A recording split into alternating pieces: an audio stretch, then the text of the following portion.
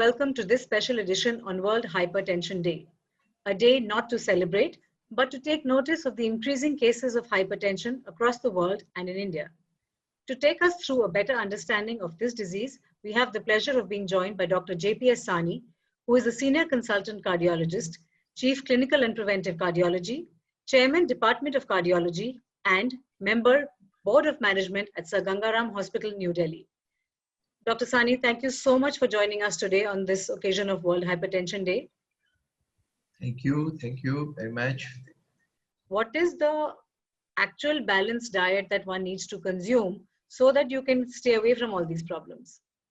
See, the दो तीन ना myths हैं society में जो थी मैं आपको discuss करता हूँ. One is that the balanced food वही होता है जिसमें आप अपनी activities को भी include करते हैं कि हमारे को कितनी calories की requirement है. किसी की sedentary habits है, कोई walk करता रहता है, professionally his occupational activities are good, so their calorie intakes are different. So according to their consumption of calories, how much is consuming, that much of intake should be there to balance that. Yes, we always know nowadays that the carbohydrate food को थोड़ा कम खाना चाहिए, जो हमें नया evidence आ रहा है. पहले हमारी कॉमन इंडियन डाइट में वेजिटेरियन डाइट होने के कारण क्या होता है कि कार्बोहाइड्रेट फूड इज हाई, 70% से ऊपर चला जाता है. और अब हमने देखा कि कार्बोहाइड्रेट ज्यादा खाने से ज्यादा बीमारियां हो रही हैं. मैं उसको थोड़ा डिटेल में अभी आपको बताता हूँ. So that is one. Protein at least should be 25% at least खाना चाहिए हमें. जो फैट्स है उसमें सैचुरेटेड फैट को लेस देन 10% होना चाहिए. Then trans fatty acids should be less than 1%, which is very dangerous because these are the hydrogenated oils which are the vegetable oil which are hydrogenated, and that can cause more cholesterol problem and more chances of heart attack. So that should be less than 1%. So that fat also, saturated fat का intake भी होना चाहिए. Saturated fat should not be it should be there in the diet because that is essential for our body. So that should be a balance of the three component. But vegetarian diet, I would say the carbohydrate food should be less, like potatoes, rice, pizza, pasta. Those things we would generally say we try to cut down this thing. Now, one thing regarding the heart diseases, which was a myth till few years ago, which we now are getting clarified, that don't take saturated fat, don't take cholesterol diet, you take zero cholesterol diet, take zero fat diet, don't take desi ghee, butter, egg, non-vegetarian food. So many things have been said. No. Those things now have been, these are the myths now. We have learned now. This is not the fact. The fact is that this sugar is more dangerous than the saturated fat. I will explain to you why it is more dangerous. Because if you take saturated fat, जो कि हमारे animal products में होता है, saturated fat किसमें होता है? जो animal products हैं, meats हैं, the milk products हैं, these are the saturated fats in that. उनमें क्या होता है? कोलेस्ट्रॉल होता ही होता है.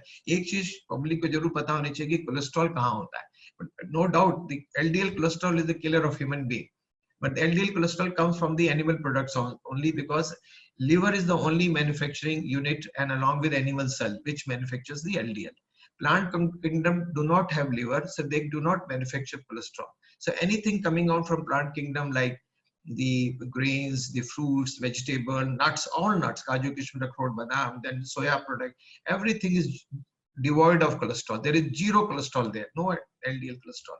Where animal products, all three of them are non-vegetarian foods, milk, egg, and meats. All of them will have cholesterol because they are from the animal kingdom, and there is LDL cholesterol there. So if you take modest quantity of anything, it works well. What we have seen. If you take the modest quantity of saturated fat, for example, if you're taking small quantity of milk, small quantity of non-vegetarian or saturated fat, milk products, then there will be increase in LDL cholesterol because they contain LDL. But at the same time, what happens? The good cholesterol HDL is also increased. And this LDL is a large LDL. The ratio between LDL and HDL remaining same. It do not change. It remains same, and LDL is a large size, which do not enter into the artery wall easily and causes blockage of the arteries. Whereas if you take sweets, carbohydrate diet, which we take as a vegetarian in our country, a lot of sweets and carbohydrate food, then what actually happens? There is an increase in triglycerides. And the moment triglyceride goes up, the HDL, good cholesterol, goes down. But what happens, since this is a vegetarian diet, there is no change in LDL cholesterol. LDL cholesterol do not change because there were no source of LDL here in vegetarian diet.